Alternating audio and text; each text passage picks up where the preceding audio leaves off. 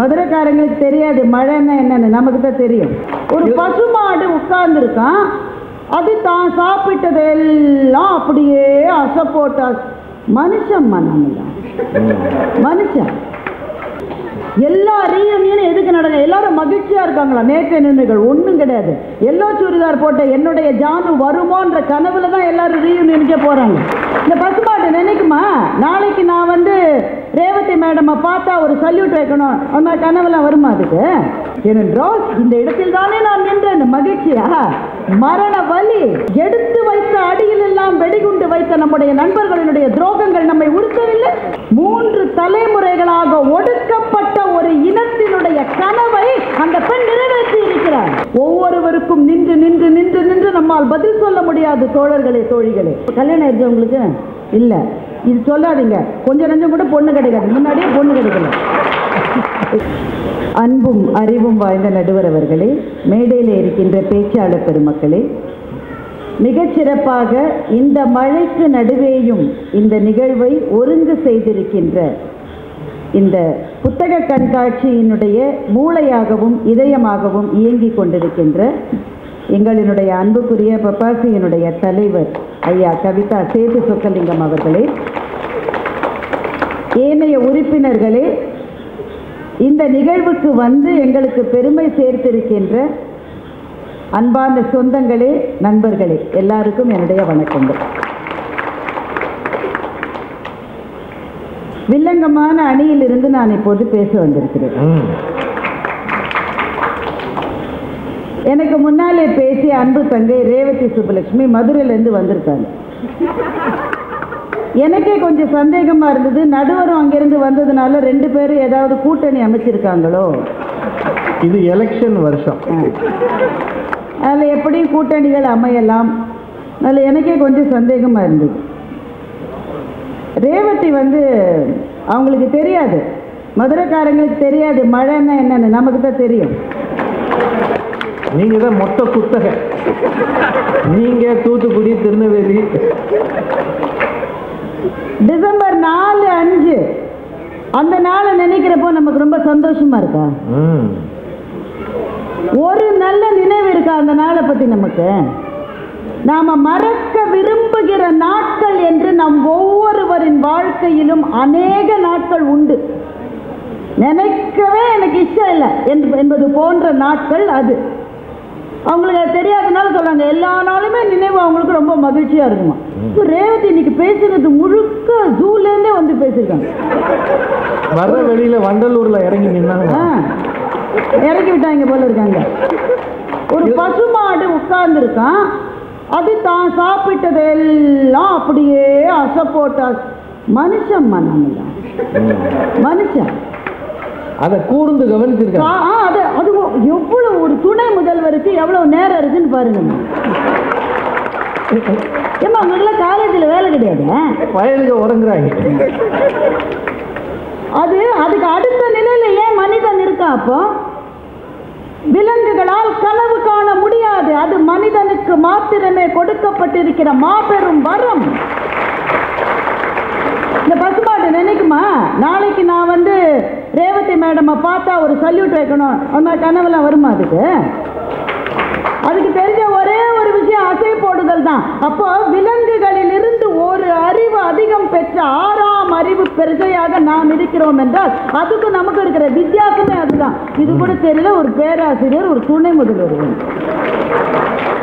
நடுவர் வேற அவங்களுக்கு ரொம்ப சப்போர்ட்டா ரொம்ப நல்லா பேசியிருக்கிற மாதிரி சொல்லியிருக்காரு.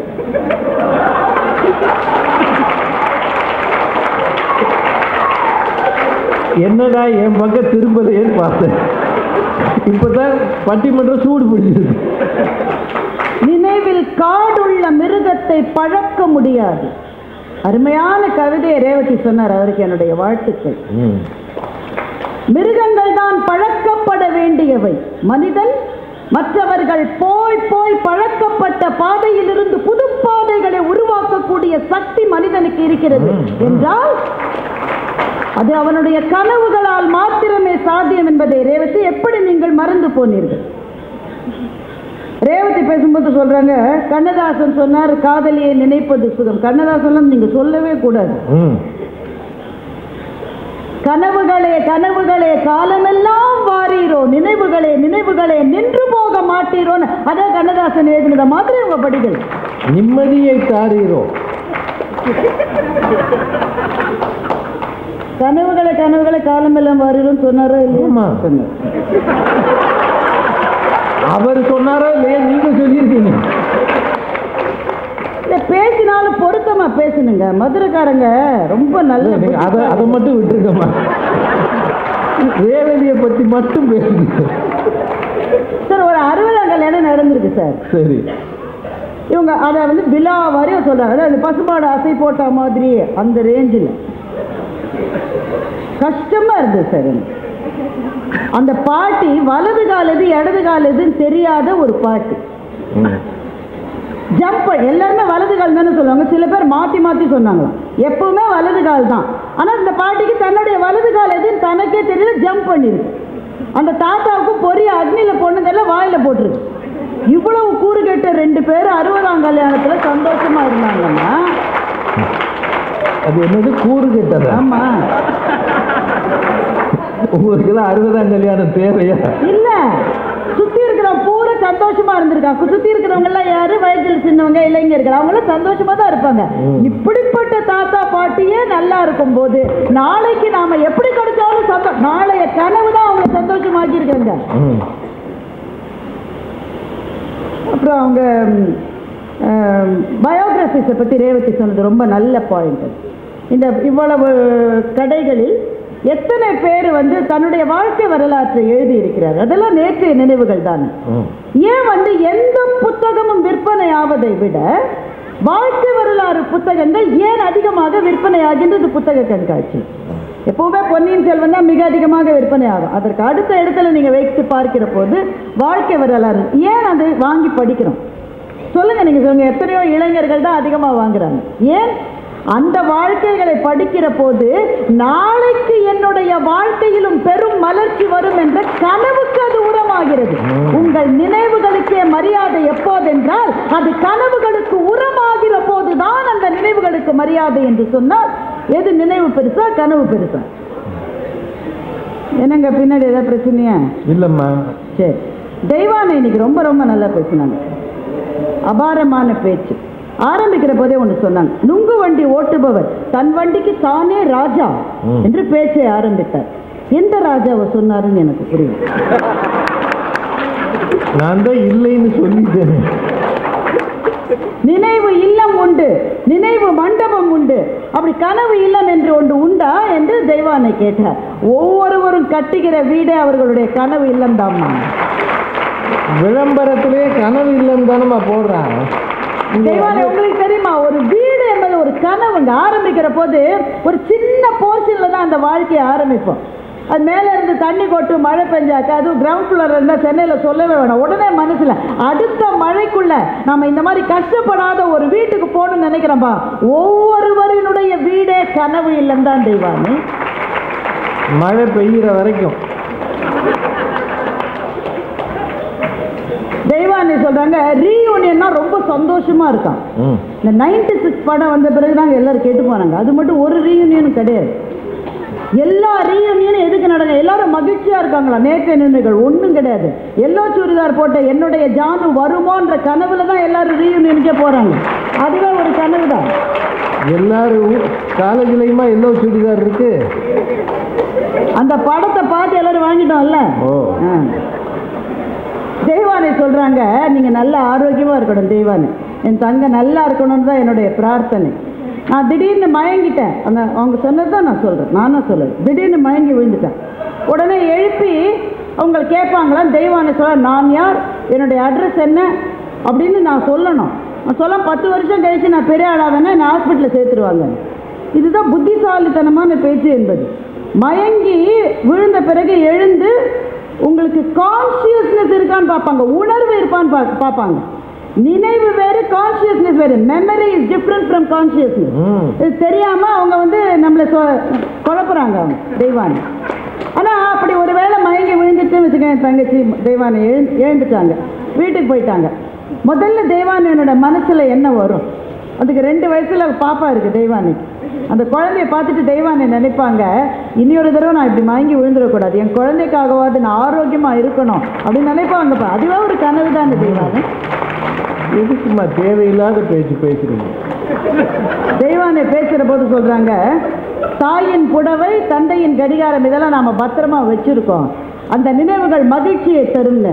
தெய்வானே உங்களுக்கு தெரியாது, அது மகிழ்ச்சியை தருவது அல்ல, அது துக்கத்தை திரும்ப திரும்ப திரும்ப கிளறி விடுகிற நினைவுகள் தான். அது புடவை இருக்கிறது, அந்த புடவையை பார்க்கிற ஒவ்வொரு வினாடியும் இந்த புடவை எந்த தாயினுடைய மடியிலே இருந்ததோ அந்த தாய் இப்போது இல்லையே என்ற துக்கத்தை அது கிளறி விட்டு கொண்டே இருக்கிறது.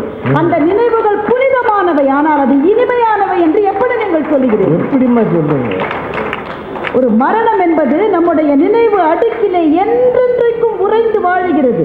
ஆனால் ஒவ்வொரு நிமிடமும் என் தாயை நினைக்கிற போது என் கண்ணிலிருந்து கண்ணீர் வருகிறது.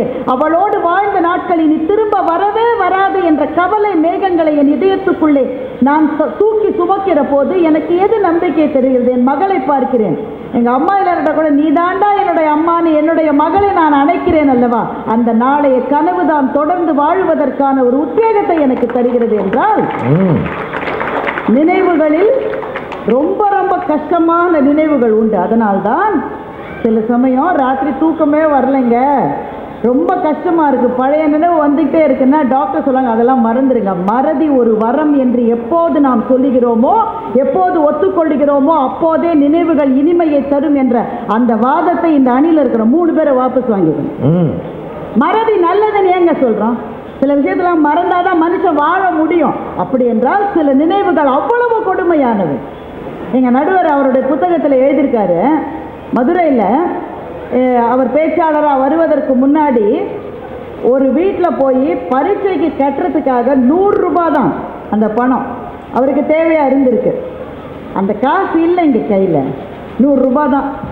அப்போ ஒருத்தர் இவரை கூட்டிகிட்டு போய் ஒரு வீட்டு வாசலில் நிற்க வச்சு இந்த வீட்டில் இருக்கிற ஐயா வந்து கேட்ட உடனே கொடுப்பாரு, நீ இங்கேயே நில்லு எங்கேயும் போயிடாத, நான் 100 ரூபாய் வாங்கிட்டு வரேன். வீட்டு வாசலில் இவரை நிறுத்தி வச்சுட்டு அவர் போயிட்டார். காலையில் 10 மணிக்கு நின்ற எங்களுடைய நடுவர் சாப்பாட்டு கூட போகல, ஏன்னா அந்த நேரத்தில் அந்த ஆள் வந்துட்டாருனாக்க நம்ம அந்த வாய்ப்பை தவறு விடக்கூடாதுன்னு சொல்லி 5 மணி மட்டும் அதே இடத்துல நின்று இருக்காரு, ஆணி எடுத்த மாதிரி. அந்த ஆள் 5 மணிக்கு திரும்பி வந்து ஓ ராசி அந்த ஆள் இல்லைன்ட்டான்னு சொல்லிட்டு போயிட்டாரு.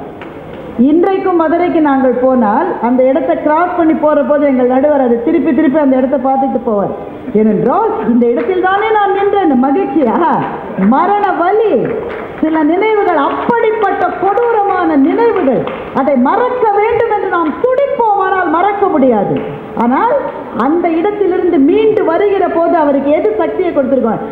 ஒரு நாள் நான் வருவேண்டாம், மதுரைக்கு ராஜாவா வருவேண்டான்னு அவர் நினைச்சிருப்பார். இல்ல நான் நினைச்சதோ இல்லையா அவங்க சொல்லிட்டாங்க.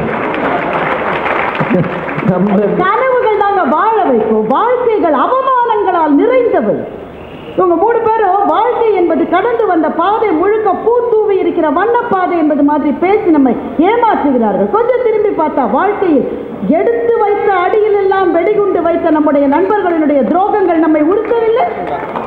அதை நினைக்கிற போது ரொம்ப சந்தோஷமா இருக்கா.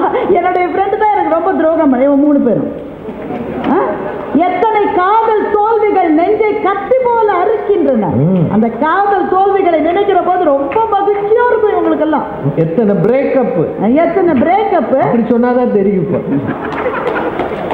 நான் உனக்காக என் சந்தோஷங்களை எல்லாம் விட்டு கொடுத்தேன், நீ உன் சந்தோஷத்துக்காக என்னையே விட்டு கொடுத்தா இந்த கவிதை எழுதினானே. அவனுடைய நெஞ்சில் பழைய நாள் ஞாபகங்கள் என்ன ரொம்ப மகிழ்ச்சியா. ஆனா அதையும் தாண்டி அவன் வாழறான். ஏன் அவன் என்னை விட்டுட்டு போயிட்டா, ஆனா நாளைக்கு அதை விட சிறப்பா இன்னொரு பெண் எனக்கு மனைவியா வருவான்ற நம்பிக்கை தாங்க கனவுன்னு நாங்க சொல்றோம்.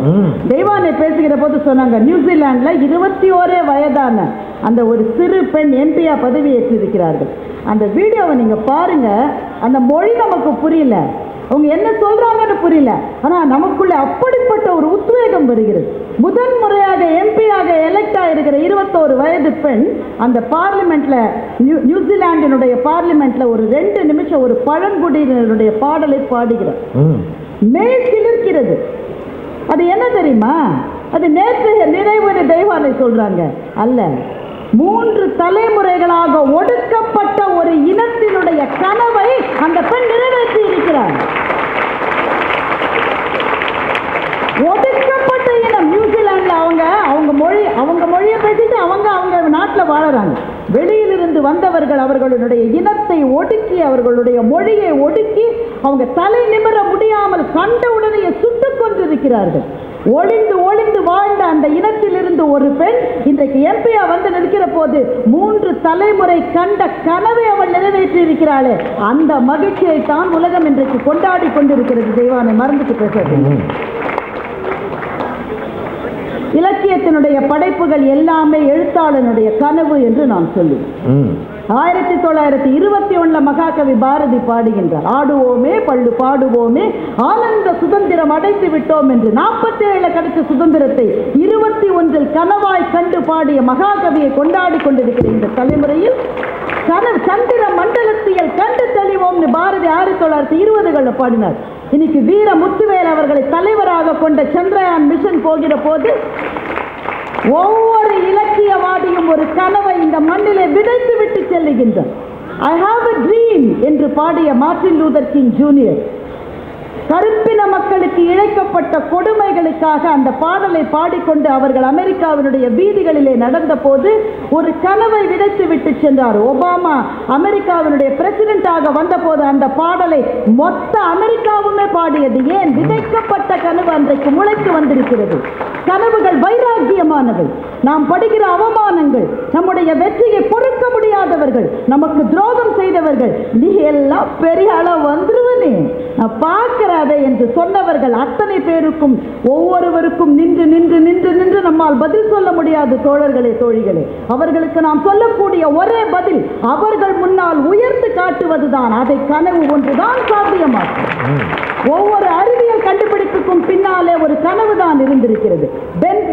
ஸ்டூடெண்ட்ஸ் இருக்காங்களான்னு எனக்கு தெரியல, நிச்சயமா கெமிஸ்ட்ரியில் எல்லாரும் படிச்சிருப்பீங்க. பென்சீன் அதனை பற்றி படிச்சிருப்பீங்க, C6H6. அந்த பென்சீனுடைய வடிவமைப்பு எப்படி இருக்க போகிறதுன்னு தெரியாம பல்லாண்டுகளாக ஆகஸ்ட் கேக்குலே என்கின்ற விஞ்ஞானி ஆராய்ச்சி செய்து செய்து செய்து செய்து அதனுடைய ரிங் ஸ்ட்ரக்சர் அவரால் கண்டுபிடிக்க முடியல. அந்த ஆராய்ச்சியினுடைய களைப்பில் ஒரு 5 நிமிஷம் கண் அசந்த போது அவருடைய கனவுக்குள் ஒரு பாம்பு தன்னுடைய வாலை தானே கவ்விக்கொள்ளுகிற அந்த கனவு வந்தது.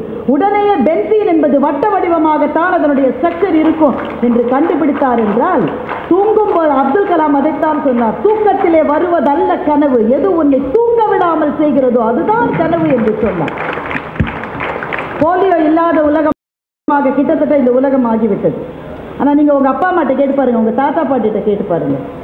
அவர்கள் வாழ்ந்த காலத்தில் ஒவ்வொரு தெருவிலும் 10 பேராவது கால் விளங்காமல் போலியோவினால் பாதிக்கப்பட்டவர்கள் இருந்திருப்பார்கள். அந்த நிலைமையை கடந்து இன்றைக்கு வந்திருக்கிறோம் என்றால் ஜோனஸ் சாக் என்கின்ற விஞ்ஞானியினுடைய கனவு அது.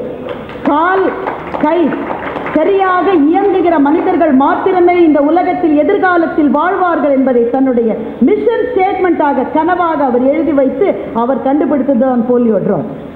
ஒவ்வொரு விஞ்ஞான கண்டுபிடிப்புக்கும் பின்னாலே கனவு இருக்கிறது. ஒவ்வொரு கலை படைப்புக்கும் பின்னால் கனவு இருக்கிறது. எழுத்தாளர் ஜெயமோகன் எழுதுகிறார், 2000, 3000, 4000 வருஷத்துக்கு முன்னால வாழ்ந்த மனிதன் குகை ஓவியங்களை செதுக்கிவிட்டு போயிருக்கிறான். அவனுக்கு என்ன மொழின்னு நமக்கு தெரியாது, அவன் என்ன பேசினான் நமக்கு தெரியாது, அவனுக்கு மொழி இருந்ததான்னு கூட தெரியாது. அவன் குகை ஓவியங்களை செதுக்கி விட்டு போயிருக்கிறார். அந்த குகை ஓவியங்களை நீங்கள் போய் பார்த்தால் எந்த நாட்டில், நம்ம தர்மபுரியில் இருக்கு, கர்நாடகாவில் இருக்கு, ஆப்பிரிக்காவில் இருக்கு, எங்க போய் பார்த்தாலும் குகை ஓவியங்கள் ஒன்றே போல் இருக்கின்றன. மனிதன் 20 அடிக்கு செதுக்கியிருக்காங்க. அவன் 6 அடி 7 அடி தானே இருந்திருப்பான் அவன். ஆனால் 20 அடி மனித உருவங்களை செதுக்கி இருக்கிறார்கள். சுற்றிலும் எல்லா மிருகங்களையும் சின்ன சின்னதாக செதுக்கி இருக்கிறார்கள். என்றால் ஆதி மனிதனுடைய கனவே தன்னை தாக்க வருகிற விலங்குகளை விட தான் உயர்ந்து இருக்க வேண்டும் என்ற கனவைத்தான் அவர்கள் குகை ஓவியங்களாக செதுக்கி இருக்கிறார்கள். அப்ப கலைக்கு பின்னால் இருப்பது கனவு. ஒரு விளையாட்டு வீரனுடைய வெற்றிக்கு பின்னால் இருப்பது கனவு. அதைத்தான் சொல்லுகிறார்கள், ட்ரீம் பிக். உனக்கு வருகிற தடைகளை நீ நினைக்க ஆரம்பித்தாலே தோல்விக்கான ஆரம்பம் அது. இந்த தடைகளை தாண்டி நான் முன்னேறுவேன் என்று எவன் நிற்கிறானோ அவனுக்கு தான் வெற்றி கிடைக்கும் என்றால் ஒவ்வொரு விளையாட்டு வெற்றிக்கு பிறகும் இருப்பது கனவு. ஒவ்வொரு இலக்கியத்துக்கும் பின்னால் இருப்பது கனவு. எங்கேயோ இருந்த மானுட சமூகம் இந்த அளவு எழுந்து வந்திருப்பதற்கு பின்னால் பல பேருடைய கனவுதான் இருக்கிறது என்று சொன்னால், இவ்வளவு பெரிய விஷயத்தை நாங்கள் பேசிட்டு இருக்கோம். ஒரு சின்ன பிள்ளைய முதல் பேச்சாளராக போட்டு, சின்ன பிள்ளையா வழக்கறிஞர் அவரு பெரியாரு வழக்கறிஞருக்கு ரொம்ப வழக்கங்க. ஆனா இன்னமும் நுங்கு வண்டி ஓட்டிக்கிட்டு ஐஸ் ஃப்ரூட்டை சாப்பிட்டுக்கிட்டு கேஸ் கிடைக்கலன்னா என்ன செய்வாரு? கேஸ் கிடைக்கலன்னா ஆனா அவருடைய பேச்சுல என்ன அதெல்லாம் சொல்லிட்டு இருந்தாரு. அதெல்லாம் அந்த வயசுல தான் நல்லா இருக்கும் தம்பி. இப்ப கல்யாணம் ஆயிடுச்சு உங்களுக்கு இல்ல, இது சொல்லாதீங்க. கொஞ்சம் நஞ்சம் கூட பொண்ணு கிடைக்காது, முன்னாடியே பொண்ணு கிடைக்கல. நம்முடைய திருமண ஊர்வலத்தை நொங்கு வண்டியோடு தொடரும். ஆமா, ஒரு பொண்ணை ஒத்துக்க மாட்டார். நான் எதிர்காலத்தில் எப்படி இருப்பேன் என்ற நம்பிக்கை தான் உங்களை வழக்கறிஞர் ஆக்கியது. அவர் பேசி முடிக்கிற போது சொன்னாரு, அடுத்த வருஷம் நீங்க வந்து நினைப்பீங்களாமா இங்க வந்து அவர் பேசினாரு, அருண் பேசினாருன்னு. அதுவே ஒரு கனவு தானே தம்பி. உங்களுடைய கனவை தானே இந்த மேடையில விதைத்து விட்டு சென்றிருக்கிறீர்கள். நினைவுகள் சில சமயம் இனிமையான நினைவுகள் எல்லாருக்கும் உண்டு, இல்லை என்று நாங்கள் மறக்கவில்லை. ஆனால் எல்லா நினைவுகளும் இனிமையானவை அல்ல. நாம் மறக்க விரும்புகிற நினைவுகள் நமக்குள்ளே உண்டு. அந்த நாளை நான் நினைச்சு பார்க்கவே நான் விரும்பலன்னு நம்ம எல்லாரும் சொல்லுகிற சில நாட்கள் நம் வாழ்க்கையிலே உண்டு. ஆனால் அந்த கனவை நான் நினைச்சு பார்க்கவே விரும்பலன்னு ஒருவர் கூட சொல்ல மாட்டோம். ஏனென்றால் அந்த கனவுகள் நடந்ததோ நடக்கவில்லையோ, வாழ்க்கையினுடைய அடுத்த கட்டத்துக்கு கனவுகள் தான் நம்மை அழைத்து செல்லும். ட்ரீம்ஸ் மேக் அஸ் டிசிப்ளின்ட் என்று ஒரு ஆங்கில பழமொழி இருக்கிறது. கனவுகள் இருக்கிற போதுதான் வாழ்க்கையை ஒரு திட்டமிட்ட பாதையிலே அமைத்துக் கொள்வதற்கு நாம் தயாராகும். அடுத்த கட்ட பயணத்தை நோக்கித்தான் நம்முடைய வாழ்க்கை செல்லுகிறது. நம்முடைய பிள்ளைகள் அப்படி செல்ல வேண்டும் என்று நாம் விரும்புகிறோம் என்றால் கனவுகள் வைராக்கியமானவை, நம்மை வாழ வைப்பவை. நினைவுகள் சில சமயத்தில் மகிழ்ச்சியை தரலாம், ஆனால் பல நேரத்தில் நெஞ்சத்துக்குள்ளே இருக்கிற துயரங்களை மறக்க விரும்புகிற சாதாரண கலக மானிட பூச்சிகள் தான் நாம். அந்த நினைவுகளை மறக்க வேண்டும் என்றால் கனவுகள் ஒன்றுதான் வழி. அதுதான் நம்முடைய வாழ்க்கைக்கு வழிகாட்டும். நம் அத்தனை பேருக்கும் இந்த நிமிஷத்துல ஒரு கனவு இல்லை. அடுத்த வருஷ புத்தக கண்காட்சி அன்றைக்கு மழை வந்தால் கூட நனையாதபடி நாங்கள் உள்ளே வந்து உட்கார்ந்து மிகச்சிறப்பாக இந்த நிகழ்வை நடத்த வேண்டும் என்ற கனவு நமக்கும் பப்பாசிக்கும் இருக்கிறது அல்லவா? அந்த கனவு தான் அந்த இடத்துக்கு நம்மை அழைத்து செல்லும் என்று சொன்னால் முன்னேற்றங்கள் கனவுகளினால் கட்டமைக்கப்படுபவை. எனவே கனவுகள் தான் மகிழ்ச்சியை தரும் என்ற நல்ல தீர்ப்பை மதுரையிலிருந்து வந்திருக்கிற எங்கள் நடுவர் தருவார் என்று நம்பிக்கையோடு விடைபெறுகிறேன். வணக்கம். சொல்றான் வள்ளுவன், உள்ளுவதெல்லாம் உயர்வுள்ளது, மற்றது தள்ளினும் தள்ளாமை நீர்த்து. அர்த்தம் புரியுமா? இருப்பதிலேயே சிறப்பானதை சிந்தி சிறந்ததை அடைவதற்கு முயன்று பார். அது முடியவில்லை என்று முடங்கி விடாதே. முடியாமற் போனாலும் மீண்டும் மீண்டும் அடைகிற வரை முயன்று பார் என்று வள்ளுவன் சொன்னான். அண்ணாமலை மூலம் அது நடக்கும் என்ற நம்பிக்கையோடு இருக்கிறேன். நன்றி.